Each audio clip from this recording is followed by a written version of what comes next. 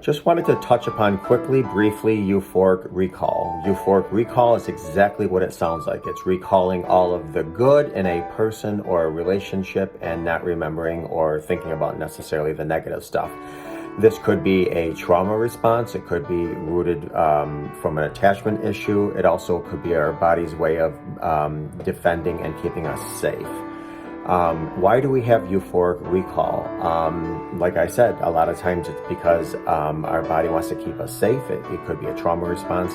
And give me an example of euphoric recall. Perfect example I can come up with is Michael Jackson. Back in the 80s, he came out with the album Thriller. It was hugely, profoundly successful.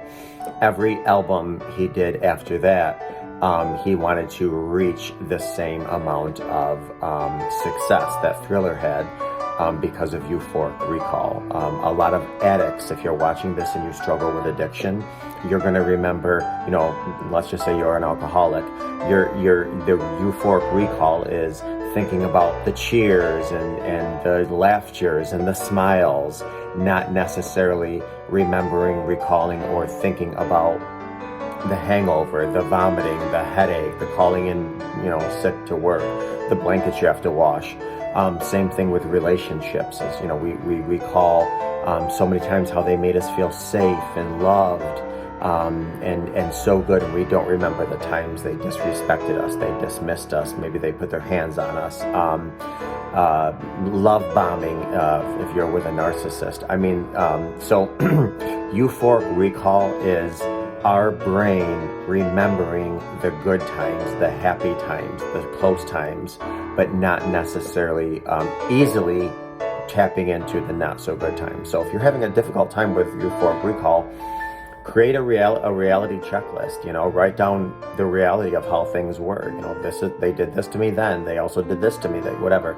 And anytime you have a euphoric recall, you can take a look at that list.